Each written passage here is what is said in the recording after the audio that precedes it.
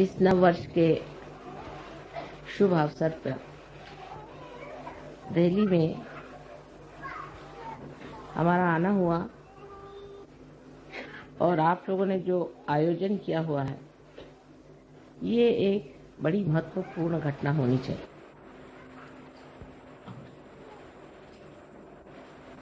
नव वर्ष जब शुरू होते हैं तो उस वक्त कोई न कोई नवीन बात, नवीन धारणा, नवीन सूझबूझ मनुष्य के अंदर जागृत होती है। वो स्वयं स्फूर्त होती है। जिसने भी नवीन वर्ष की कल्पना बनाई है, वो कोई बड़े भारी दृष्टा रहे होंगे जो ये सोच करके कि ऐसे अवसर पर प्रतीक रूप मनुष्य के अंदर एक नई उमंग, एक नया विचार, एक नया आंदोलन जागृत हो जाए। ऐसे अनेक नवीन वर्ष आए और गए, नई उमंगें आई, नई धारणाएं आई और खत्म हो गई। मनुष्य की आज तक की जो कुछ धारणाएं रही हैं, एक परमात्मा को छोड़ के बाकी सब एक मानसिक क्रियाएं रही या बौद्धिक प्रक्रियाएं रही।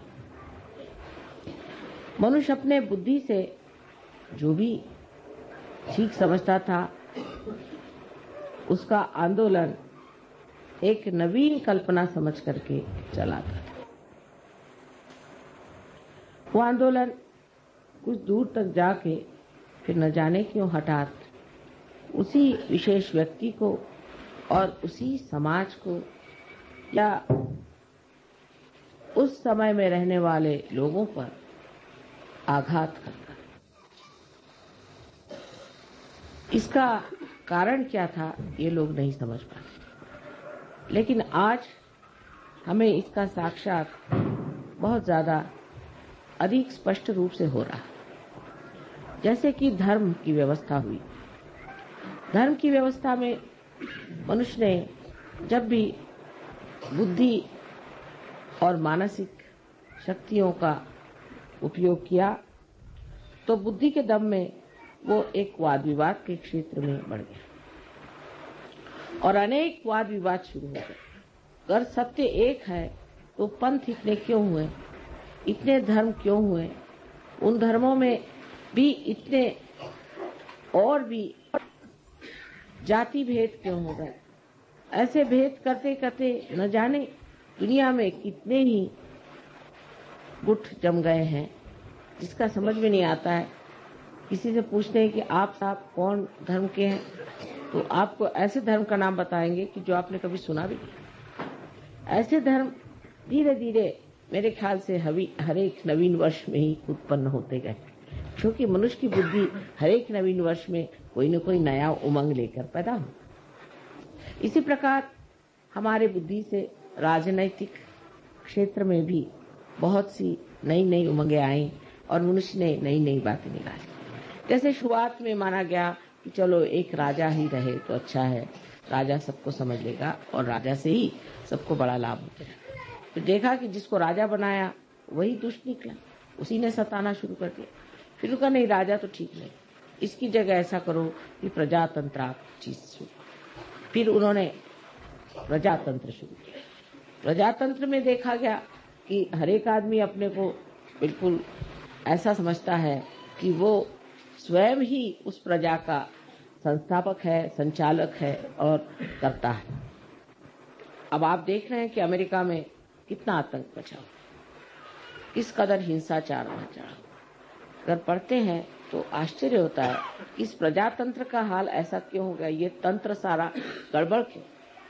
वही हाल बाद में आप कम्युनिज्म जो आया, वो उसकी एक समझ लीजिए कि दूसरी एक नवीन उमंग लेकर के संसार में आया कि अब हम एक नया ऐसा संसार बसाएंगे जिसमें सब मनुष्य में समानता आ जाए, उनमें कोई भी तरह का फर्क न रहे, खाने पीने में हर चीज में एक जैसा हो जाए, और उसके अलावा उसको कोई स्वतंत्रता नहीं। अगर वो स्वतंत्र हो गया तो स्व के तंत्र में वो गड़बड़ हो जाता है, इसलिए उसकी स्वतंत्रता हटा दीजिए। क्योंकि मनुष्य को जब एकदम मूर्ख समझा जाए तभी ऐसा हो सकता है। फिर मनुष्य मूर्ख नहीं है, वो तो हर जगह, उसको आप जितना दबाएगा उतना वो खोपड़ी पे चढ़ेगा। तो ये भी चीज कुछ बन नहीं पड़ी, वो भी नहीं बनी, ये भी नहीं बनी। इस तरह से जहां देखते हैं वहीं आतंक है। धर्म के मामले में तो आप देख रहे हैं कि किसी के धर्म की हालत देख करके लगता ही नहीं कि परमात्मा भी कोई चीज हो सकती जो एकमय हो, वो केवल हो, इसके लिए सब लोग आपस में सर काट रहे हैं, सबको मार डाल रहे हैं। तो ये कारण क्या है? जब चीज आपकी एक बहुत ही ज्यादा सुष्ट रूप से नवीनतम संसार में आई है, तो इस नवीनतम चीज में और इस नाविन्यपूर्ण चीज को इस कदर गंदी, मैली, कुचैली करके क्यों संसार में आंखों में नजर आ रही है? उसका ऐसा हाल क्यों हो रहा है? क्या वजह है कि जो चीज इतनी उदात्त, महान, और उसके शुरू करने वाले भी बड़े महान और उदात्त रहे हैं, वो सब के सब जा करके आज कहाँ पहुंच गए? जैसे अमेरिका में मैं सोचती हूँ कि बहुत बड़े इंसान हो गए, उनको हम कहते हैं अब्राहम लिंकन, बहुत बड़े आदमी थे, रियलाइज सोल थे। उन्होंने सीधी चीज, इतनी बढ़िया चीज संसार में ला दी, इतना बड़ा काम कर दिया। लेकिन अब जो है वहाँ देखते हैं तो सोचते हैं जो उन्होंने किया था पता नहीं उसको किस तरह से इन लोगों ने एकदम विद्रूप और कुरूप करके रखे। एक ये बात हो गई। दूसरे अगर आप देखिए तो कम्युनिज्म भी जिस लेनिन और मार्क्स ने बनाया था वो भी रियलाइज सोच थे। उन्होंने भी जो सोचा था वो भी हितकारी चीज थी।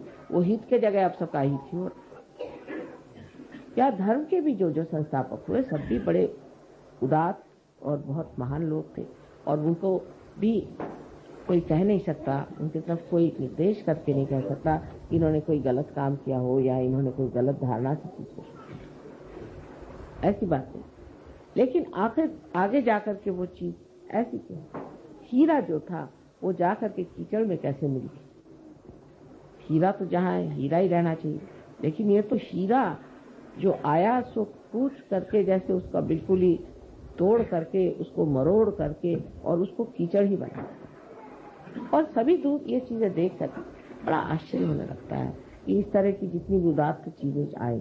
अब साइंस आया संसार में, लोगों ने कहा अब साइंस आया, अब तो हम लोग के सारे प्रश्न हल हो गए, और उस सब प्रश्न हल होने के बाद में और अब हमें कोई चीज की चिंता नहीं करनी चाहिए और सब चीज ठीक हो जाएगी। तो बात नहीं, हमने एक राक्षस बना के रख दिया है, एटम बॉम्ब, हाइड्रोजन बॉम्ब, ये वो अपने खोपड़ी पे खड़े कर दिए। इधर उससे ही बनी हुई ये प्लास्टिक और ये नायलॉन और ये सब इसके पहाड़ के पहाड़ खड़े कर दिए।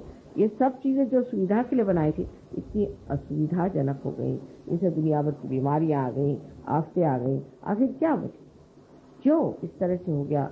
ये सब जो चीजें, ये सब हित प्रणीत, हित को लेकर के हितकारी बनाई गई थी। उसी से मनुष्य की नवी उमंगें आई, उसी से उसने सोचा कि मानव के उद्धार के लिए चीज बनाई जाए, वही उसके उद्धार की जगह उसको पूर्णतया नष्ट करने की। इसका कारण क्या? कारण यह है कि जैसे श्री कृष्ण ने कहा हुआ है कि मनुष्य की जो धारणा है या मनुष्य का जो विचार है या जो मानव की जो चेतना है वो नीचे की ओर बढ़े और धीरे धीरे वो धूली में मिले। ये उन्होंने कहा नहीं, ये मैं कह रही, क्योंकि आज वो साक्षात है। श्री कृष्ण ने भी जो धारणाएं रखी वो भी धूली में गई, राम ने जो रखी वो भी धूली में मिल गई। उसके बाद जिन्होंने भी कोई धारणा रखी जो कि बिल्कुल सत्य स्वरूप थी, सत्य का ही अंग प्रत्यंग थी, वो सब धूली में मिल गई। इसका कारण यह है कि जब ये मनुष्य के दिमाग के घड़े में पड़ती है तो उसमें कोई ऐसी विषारू वस्तु है कि जिससे ये सब चीज विष में होता है। ये विषारी वस्तु क्या है जिससे इस तरह का कार्य होता है? वो है इसकी सीमाएं। हर चीज की सीमा होती है, इसी तरह बुद्धि की भी सीमा होती है, और इसीलिए इस सीमा में बंद करके वो चीज घुट करके और नष्ट हो जाती है। जैसे कि अंगूर का सुंदर स्वाद वाला रस भी अगर एक घड़े में बंद कर दिया जाए तो उसमें उसकी शराब बन के उसका नशा चढ़ जाता है। उसी प्रकार मनुष्य के मस्तिष्क में, जो कि सीमित लिमिटेड है, उसमें ये अनलिमिटेड चीजें डाल देने से एकदम नष्ट हो जाए। इसका मतलब ये नहीं कि मनुष्य का मस्तिष्क ही कुछ खराब है। इसका मतलब ये है कि ये जो मस्तिष्क है, इसकी सीमाएं तोड़नी होंगी, इसकी सीमाएं बढ़ानी होंगी। मनुष्य की चेतना जो है वो व्यापक करनी चाहिए, इतनी व्यापक होनी चाहिए कि उसके अंदर सत्य समा जाए और वो खुली होनी चाहिए। इसका लक्ष्य क्या है? उधर ध्यान हमारा हटते जाता है। जब चीज सीमित होती जाती है तो इसका लक्ष्य क्या है? उधर हमारा ध्यान नहीं जाता। हर चीज का लक्ष्य था कि मनुष्य का हित हो। और हित क्या चीज है? इसमें श्री कृष्ण ने बताया कि हित वो है जो आत्मा का कल्याण करे। अब आत्मा स्वयं ही कल्याणमय है, लेकिन कल्याण करे माने आत्मा से हम लोगों का कल्याण हो। लेकिन जब आत्मा ही खोया हुआ है तो हमारा कल्याण कैसे हो सकता? आज का जो नवीन वर्ष है ये विशेष बात है, क्योंकि आज की जो बात हम कर रहे हैं, आज का जो हम सहयोग का कार्य कर रहे हैं, ये हम अपने मस्तिष्क को विस्तीर्ण करें, महान करें, जिसको कि श्री कृष्ण ने कहा है कि विराट का स्थान जो है वो इस मस्तिष्क में है। इसके अंदर उसके जड़ें हैं, उन जड़ों को हम जागरूक कर रहे हैं। वो जड़ें जागरूक होने से ही सत्य को पूरी तरह से अंदर शोषित कर सकते हैं, एब्सॉर्ब कर सकते हैं। मनुष्य की जो सीमित प्रकृति है वो खुल जाती है। लेक्चर देना तो बहुत आसान है कि आप मनुष्य के हित के लिए ये करो, हित के लिए वो करो, लेकिन होता नहीं। अंत में मनुष्य अपना हित नहीं करता, उल्टे अपना भी अहित कर सकता है और सारे समाज का भी अहित कर सकता है। इस मस्तिष्क को बढ़ाने के लिए सिर्फ एक ही तरीका है, वो है कि हमारे अंदर, हमारे हृदय में बसे हुए श्री आत्मा राम को जागरूक करना और उनके प्रकाश से हमारे बुद्धि को जागरूक करना, हमारे मस्तिष्क को जागरूक करना। तो कैसे होता है कि हमारे हृदय के अंदर जो आत्मा है वो साक्षी स्वरूप बैठा हुआ सब चीज देख। जिस वक्त कुंडलिनी, जिसे आप गौरी माता कहते हैं, जब जागरूक हो जाती है तो मस्तिष्क में भेद करके यहाँ पर ब्रह्मरंध्र को छेदने के बाद यहाँ पर जो परमात्मा का वास है उसे आलोकित कर। परमात्मा का ही प्रतिबिंब हमारे हृदय में आत्मा से। जैसे ही हमारा आत्मा जागृत हो जाता है तो इस आत्मा के चारों तरफ ये 7 चक्र के आलोक, 7 चक्र के मंडल वो भी जागृत हो जाते हैं। और ये 7 चक्रों की जो पीठ है वो हमारे मस्तिष्क में है, क्योंकि वो भी जागृत हो जाते हैं, इसीलिए ये 7 मंडल भी हमारे हृदय में जागृत हो जाते हैं। ये मंडल जागृत हो जाने से ही हमारी जो नसें हैं या हमारी जो ब्रेन है वो एक तरह से अति सूक्ष्म तरीके से खुल जाता है और उसके अंदर शोषण करने की शक्ति बढ़ती है। सत्य को शोषण करने की शक्ति बढ़ने से ही मनुष्य सत्य पे खड़ा हो सकता है। आज तक मनुष्य सत्य पे खड़ा नहीं हो पाया। सत्य को सुनता है, जानता है, देखता है, पर उस पर खड़ा नहीं हो सकता। सत्य को आत्मसात करने के लिए आत्मा की जागृति होनी चाहिए और वो आज सहयोग में हो गई, सहज में ही हो गई कहना चाहिए। तो इतने लोग आत्मा को प्राप्त हो। आत्मा को प्राप्त होने से वो शक्ति आपके अंदर जागृत होती है जिससे आप सत्य को आत्मसात कर सकते हैं। जो आज डेमोक्रेसी का सत्य है वो सत्य आपके अंदर जागृत हो गया।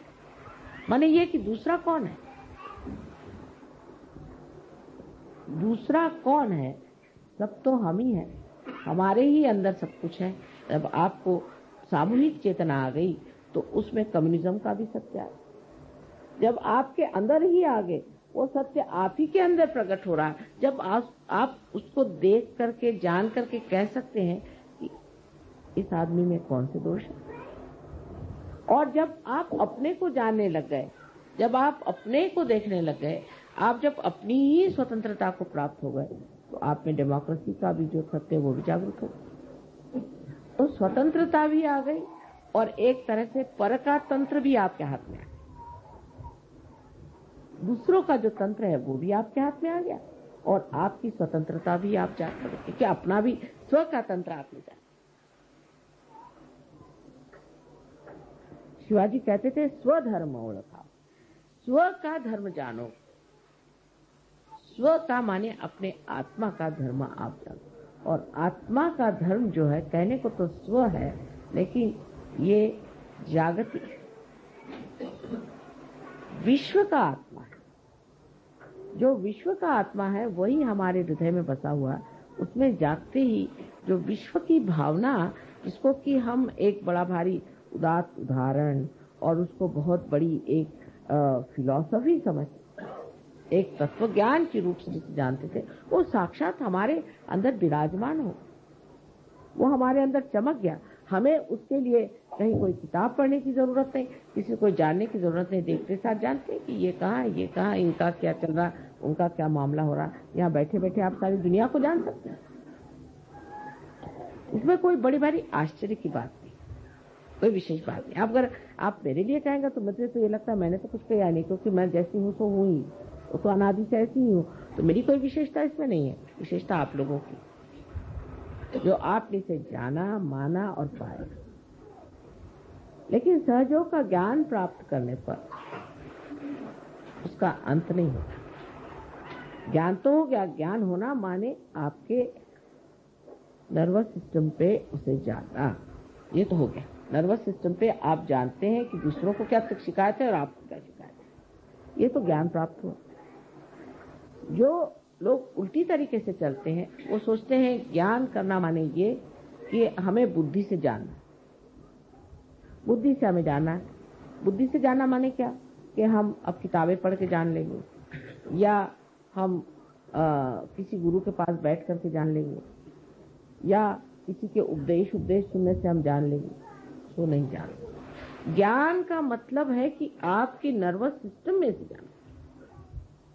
यही ज्ञेय शब्द, यही वेद है, यही विद है, यही बोध है, यही बुद्ध है। यानी आज आप बुद्ध हैं क्योंकि आपको बोध हो गया। बोध होने का मतलब ये नहीं किसी ने बोध पिला दिया आपको, हाँ भाई ऐसा करो, ये करो, वो करो, और उससे पहले जो कुछ भी आपको बताया गया वो सब व्यर्थ ही हो गया।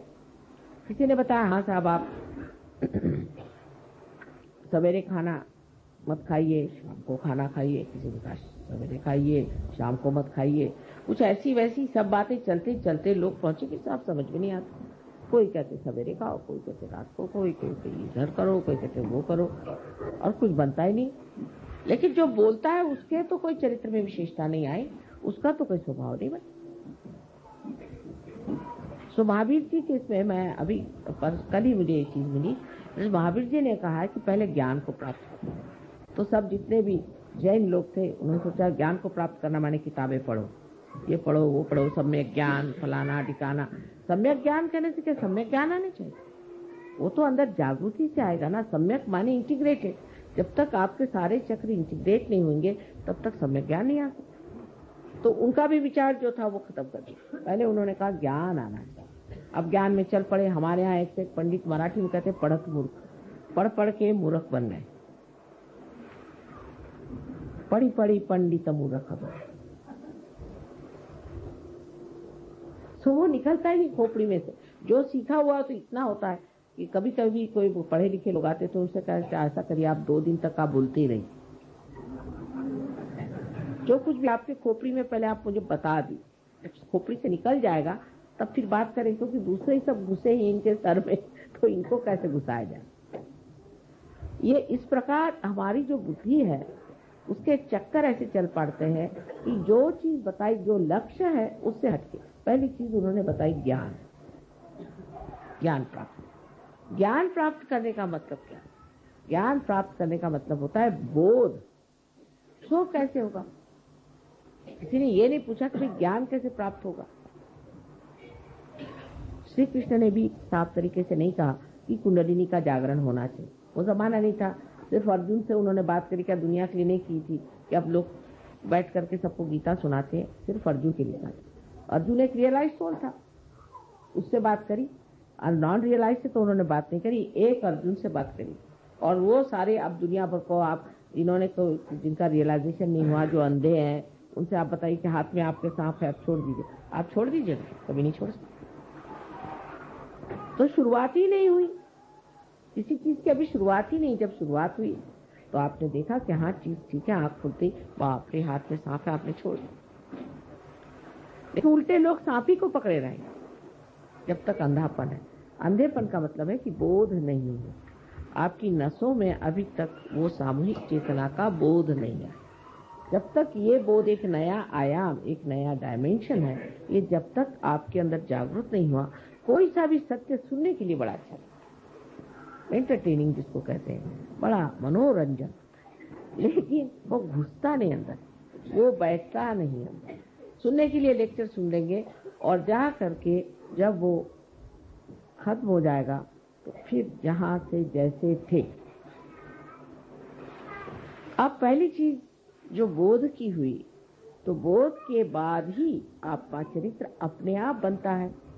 उसमें भी उन्होंने गड़बड़ कर दी, चरित्र बनाओ, चरित्र बनाओ। चरित्र बनाने में उनका भी चरित्र बनाओ, किसी ने कहा अच्छा पगड़ी बांधो, किसी ने कहा काशाय वस्त्र पहनो, किसी ने कहा कि बोधी रखो, किसी ने ईसाइयों ने कहा कि वो इस तरह के हैट पहन के घूमो, पता नहीं क्या क्या।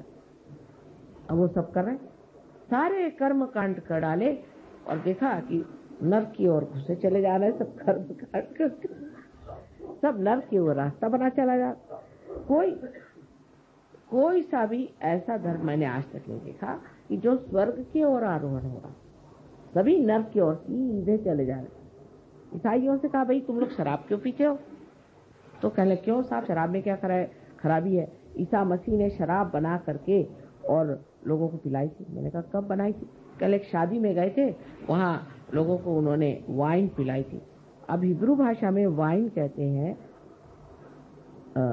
इसके रस को, अपने द्राक्ष के रस को, द्राक्ष को, अंगूर के रस को कहते हैं वाइन, हिब्रू भाषा।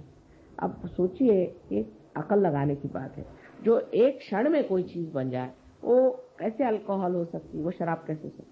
अल्कोहल को तो सड़ाना पड़ता है, बगैर सड़ी हुई चीज होती है ना अल्कोहल। सड़ा हुआ अंगूर ही बना सकते हैं ना, वो सड़ने के लिए तो टाइम चाहिए। उन्होंने तो ऐसे हाथ रखा और दे दिया। जैसे आपके माँ के साथ भी हुआ, अभी हम रोम गए थे, तो वहाँ जिस गवर्नमेंट ने काफी मदद की और उन्होंने कहा कि इनका आप ब्रॉडकास्ट करिए, तो वो जो डायरेक्टर साहब थे उन्होंने कहा हमें आप पहले रियलाइजेशन दीजिए, तब हम फिर आपका सब करेंगे। अच्छा ठीक है, तो हमने कहा अच्छा जरा पानी मंगाओ। पानी में हमने हाथ फेरा, उन्होंने पिया तो पानी है क्या? मैंने कहा क्यों? नहीं, ये तो पहले वाइन जैसे लग रहा।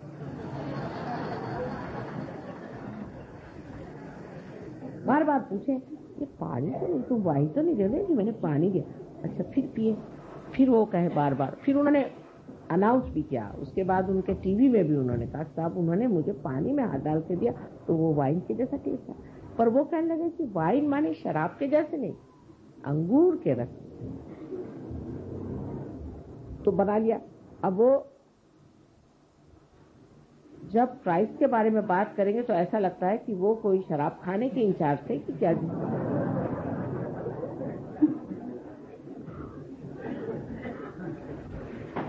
उसी प्रकार हरेक धर्म में, अब सिख धर्म में बताया गया कि आप अपनी रक्षा के लिए कृपाण रखें, इसलिए क्योंकि उस वक्त उन पे हर तरह के आघात होते। तो अब वो बंदूकें और सांप तो गोले और दुनिया भर की जितनी भी हिंसाकारी चीजें हैं, यानी हिटलर को वो आजकल पूजा कर रहे हैं, नानक साहब को नहीं करते। हालांकि नानक साहब ने ये भी नहीं कहा, लेकिन पूरा भी देखा जाए तो कहीं नहीं कहा गया था कि आप तोपखाने रखिए। ऐसी कौन सी आप पे आफत आई? इस वक्त आफत थी तो उन्होंने सिर्फ कहा था कृपाण रख लो, भगवान के नाम पर काफी है। और किसी ने चलाया नहीं कृपाण, किसी ने चलाया नहीं था।